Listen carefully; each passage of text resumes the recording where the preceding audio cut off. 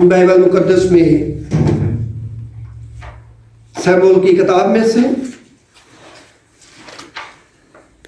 पहला शमूएल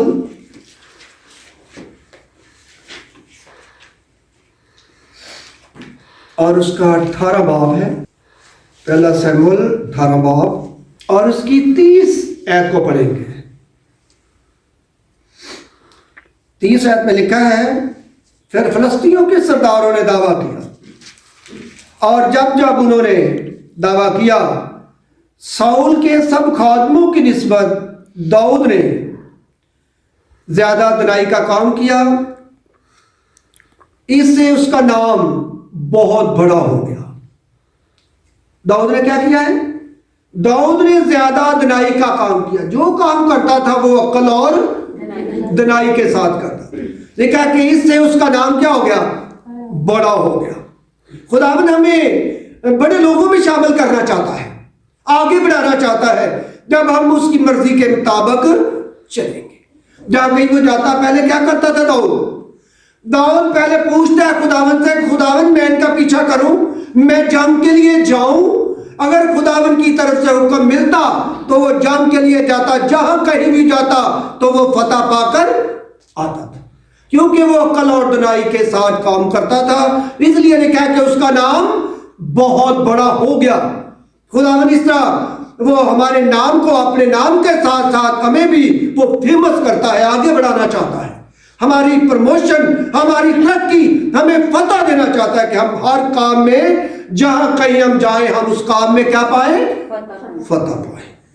तो खुदावंद चाहता है कि हम आगे बढ़े, फतह पाए। नाकामी किसी को पसंद नहीं है। मिसाल के तौर पर हम देखते हैं, जब कुछ नया साल आता है तो बच्चों को देखते हैं, जो स्टूडेंट हैं, तो जब साल आता है तो वो आगे तरक्की करते हैं। वो साल में अगर 9वीं क्लास में है, वो 10वीं में हो जाते हैं। अगर वो 9वीं में रह जाए तो उनकी तरक्की रुक जाती है, वो उनकी प्रमोशन रुक जाती है, उनकी तरक्की रुक जाती है। अगर वो आगे बढ़ जाते हैं, कामयाबी पाते हैं अगले साल में, तो उनकी क्या हो जाती है? तरक्की होती है।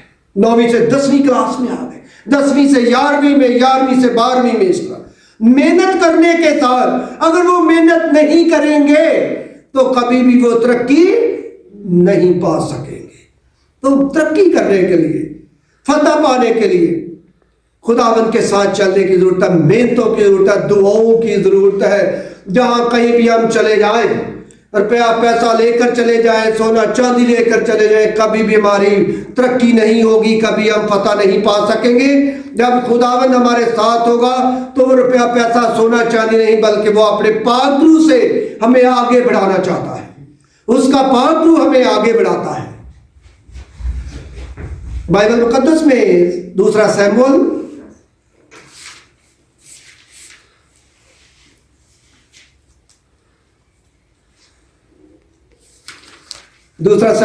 उसका 3 बाब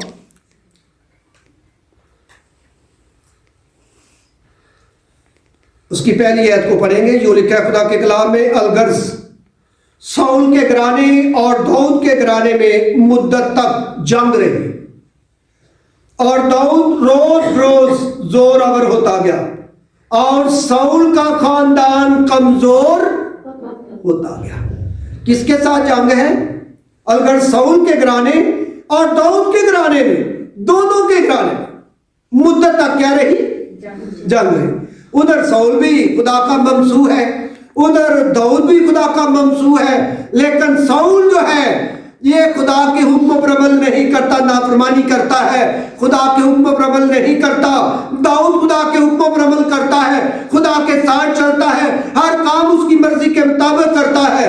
और लिखा कि ये दोनों ही ममसू हैं। शाऊल को शमूएल ने मसा किया था, बनी इस्राएल का बादशाह बनाया था, वो भी खुदा का ममसू है, लेकिन नाफरमानी करता है, खुदा के हुक्म पर अमल नहीं करता। और दाऊद है, वो भी खुदा का बंदा है। दोनों में जंग है, लेकिन फतह कौन पाता रहा? जोरावर कौन होता गया? लिखा है कि दाऊद रोज बरोज क्या होता गया? जोरावर होता गया, आगे बढ़ता गया।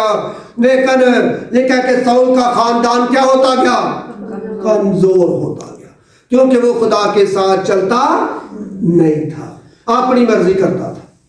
जब अपनी मर्जी करेंगे तो हमारी फतह रुक जाएगी, हमारी हम जोरावर नहीं हो सकेंगे। Thank you for watching.